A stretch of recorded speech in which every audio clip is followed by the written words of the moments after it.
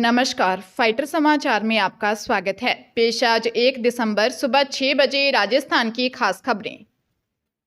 राजस्थान में तापमान में गिरावट होने से शेखावाटी समेत अन्य जगहों पर सर्दी बढ़ गई। सीकर, चूरू, झुंझुनू के अलावा उदयपुर, चित्तौड़गढ़, बारां, करौली, हनुमानगढ़ में भी रात का मिनिमम तापमान 10 डिग्री सेल्सियस से नीचे चला गया। जैसलमेर, बाड़मेर में भी दिन के तापमान में गिरावट हुई है। मौसम विज्ञान केंद्र जयपुर के विशेषज्ञों ने दिसंबर में पहले सप्ताह की शुरुआत में सर्दी तेज होने की संभावना जताई है। मौसम विशेषज्ञों के मुताबिक वर्तमान में एक वेस्टर्न डिस्टर्बेंस जम्मू कश्मीर, लद्दाख के एरिया पर आ गया है। इस सिस्टम के असर से इन राज्यों में आज और कल हल्की बारिश और कहीं कहीं बर्फबारी होगी। इस सिस्टम से आगे जाने के बाद 3-4 दिसंबर से राज्य में उत्तरी हवा चलना शुरू होगी। इससे राजस्थान के तापमान में बड़ी गिरावट होगी, जिससे तेज सर्दी की शुरुआत होगी।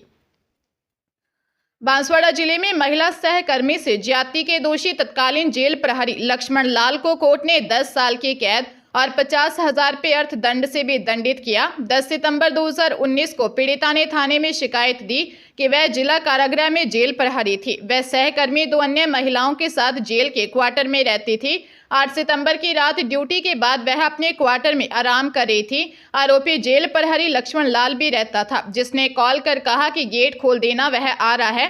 पीड़िता उस वक्त कॉमन बाथरूम में थी। आरोपी पीछे के गेट से भीतर आ गया। उस वक्त उसकी दोनों सहकर्मी महिलाएं कमरे में नहीं थी। जबरदस्ती पीड़िता के कमरे में आ गया और चाकू दिखाकर रेप किया। रिपोर्ट पर आरोपी को गिरफ्तार किया। न्यायाधीश अरुण कुमार अग्रवाल ने दोषी जेल प्रहरी को 10 वर्ष कारावास से दंडित किया। दौसा में पटवार संघ के लिए सरकार ने जमीन आवंटित की है। इसी जमीन पर पटवार संघ के पदाधिकारी रेस्ट हाउस बनाना चाहते हैं। इसके लिए मंत्रियों विधायकों से मिलकर चंदा मांग रहे हैं। पदाधिकारी महुआ विधायक राजेंद्र मीणा से चंदा मांगने पहुंचे तो विधायक ने अनोखी शर्त रख दी। विधायक राजेंद्र मीणा ने पटवार संघ के पदाधिकारियों से कहा, मैं तुम्हें 50 लाख भी दे दूंगा, लेकिन शपथ पत्र दो कि काम की एवज में अठन्नी भी नहीं लोगे। इस पर पटवार संघ के पदाधिकारियों ने आश्वासन दिया कि नहीं लेंगे। राजेंद्र मीणा ने रेस्ट हाउस के लिए 20 लाख देने का वादा किया है। मामला दौसा उपखंड कार्यालय का है। महुआ विधायक राजेंद्र मीणा जन सुनवाई के लिए दौसा उपखंड कार्यालय पहुंचे थे। वहीं कुछ लोग विधायक की जीरो टॉलरेंस की नीति की सराहना करने लगे।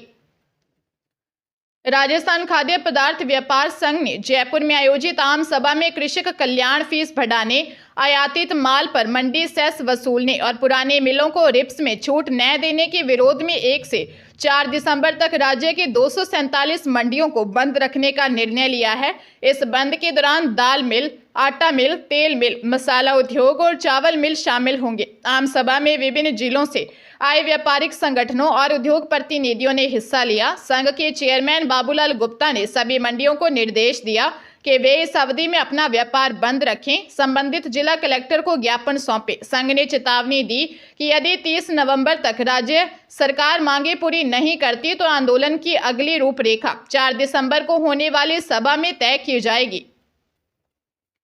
लुधियाना एडिशनल सेशन जज मनीषा चुग की अदालत ने कत्ल केस में दोषी को उम्र कैद की सजा सुनाई है। साथ ही 50,000 रुपये का जुर्माना लगाया है। सरकारी पक्ष के अनुसार 20 अक्टूबर 2020 को शिकायतकर्ता ने सलीम टाबरी पुलिस थाने में शिकायत दी कि वह मनमोहन कॉलोनी बहादुर के स्थित होजरी में काम करता है। उसके साथ ही उसके रिश्ते के चाचा उदयभान निवासी देवरिया यूपी रहते थे, जो वुलन मिल में काम करते थे। वे रात को कमरे में नहीं लौटे, जिस पर उनकी तलाश की गई। जीटी रोड स्थित खाली प्लॉट में उदयभान की लाश मिली थी। जांच के बाद पुलिस ने धर्मेंद्र निवासी सपोल बिहार को हत्या के आरोप में गिरफ्तार कर चालान कोर्ट में पेश किए। अदालत ने धर्मेंद्र को दोषी माना और सबूतों के आधार पर दोषी को उम्र कैद की सजा सुनाई।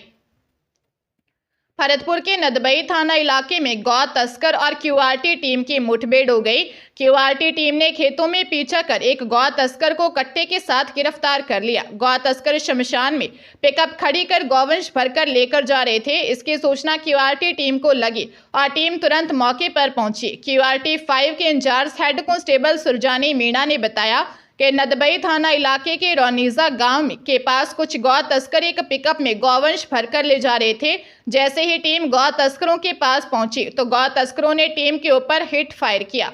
क्यूआरटी टीम ने भी गैस गन से एक फायर किया। जब गौ तस्करों ने एक के बाद एक 3 बार फायर किए, उसके बाद वह खेतों में भागने लगे। टीम ने गौ तस्करों का पीछा कर एक तस्कर को पकड़ लिया। तस्कर की तलाशी लेने पर उसके पास एक 312 बोर का कट्टा और 10 कारतूस बरामद किए गए। वही 4 गौ तस्कर भागने में सफल रहे। अजमेर जिले की कोतवाली थाना पुलिस ने संजीवनी क्रेडिट कोऑपरेटिव सोसाइटी के 3 कथित पदाधिकारियों बाड़मेर सरदारपुरा निवासी नरेश सोनी, किशन सिंह और शैतान सिंह को सेंट्रल जेल जोधपुर से प्रोडक्शन वारंट पर गिरफ्तार किया है। अजमेर शहर और ग्रामीण इलाके के 100 से ज्यादा निवेशकों ने कंपनी के एजेंट और अधिकारियों के खिलाफ विभिन्न थानों में मुकदमे दर्ज करवा रखे हैं। तीनों आरोपी खुद को संजीवनी क्रेडिट कोऑपरेटिव सोसाइटी के क्षेत्रीय पदाधिकारी बताते हैं। आरोपियों से इनके नेटवर्क में शामिल अन्य लोगों के बारे में पूछताछ की जा रही है। थाना प्रभारी वीरेंद्र सिंह शेखावत ने बताया कि मामले में मदनगंज किशनगढ़ निवासी किरण राठौर ने अदालत में इस्तगासा पेश कर आरोपियों के खिलाफ लाखों रुपयों की धोखाधड़ी का मामला दर्ज करवाया था। पंजाब के अबोहर के अरोड़वंश धर्मशाला में आयोजित शादी समारोह में गत शाम के समय अचानक कुछ युवकों ने तेजधार हथियारों से लोगों पर हमला बोल दिया, जिसमें आधा दर्जन से अधिक लोग बुरी तरह से घायल हो गए, जबकि वर वधू ने अपने आप को एक कमरे में बंद कर लिया। एएसआई भूपेंद्र सिंह और अमरीक सिंह सहित 4 पुलिस कर्मचारी मौके पर पहुंचे और बुरी तरह से घायल 4 लोगों को हिरासत में लिया। पुलिस घायलों से पूछताछ कर घटना के कारणों का पता लगा रही है।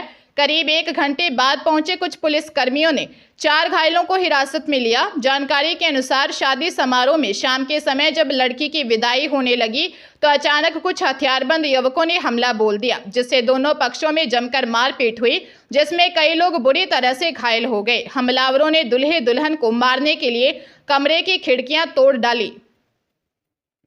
राजधानी जयपुर में एक बॉयफ्रेंड द्वारा युवती से रेप का मामला सामने आया। धोखे से नशीला पदार्थ पिलाकर बेहोशी की हालत में आरोपी ने उसके साथ रेप किया। शादी का झांसा देकर देश शोषण कर गाली गलौज की। रामनगरिया थाने में मुरलीपुरा निवासी 26 साल की युवती ने दी रिपोर्ट में बताया कि कुछ समय पहले उसकी मुलाकात जितेंद्र कुमार से हुई थी। आरोपी जितेंद्र ने उससे दोस्ती की। आरोप है कि मिलने के बहाने जगतपुरा स्थित फ्लैट पर बुलाया। मिलने आने पर धोखे से उसे नशीला पदार्थ पिलाया। बेहोशी की हालत में आरोपी ने रेप किया। होश आने पर विरोध करने पर शादी का वादा किया। शादी करने का झांसा देकर देश शोषण किया। शादी का दबाव बनाने पर गाली गलौज कर मना कर दिया। पीड़िता ने आरोपी के खिलाफ रिपोर्ट दर्ज करवाई है। हरियाणा के जींद में जमानत पर आए व्यक्ति की हत्या कर दी गई। व्यक्ति को बस से उतरते ही आरोपी ने गोलियां मारी, फिर उसके मरने तक का इंतजार करता रहा। बस में सवार लोगों ने गोलियां मारने की वीडियो बना ली।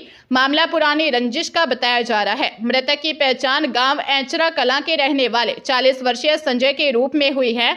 संजय के भाई ओम प्रकाश के मुताबिक हत्या गांव के ही सुंदर ने की है। ओम प्रकाश ने बताया कि संजय के ऊपर हत्या के प्रयास व अवैध हथियार रखने के 10 से ज्यादा मामले दर्ज हैं।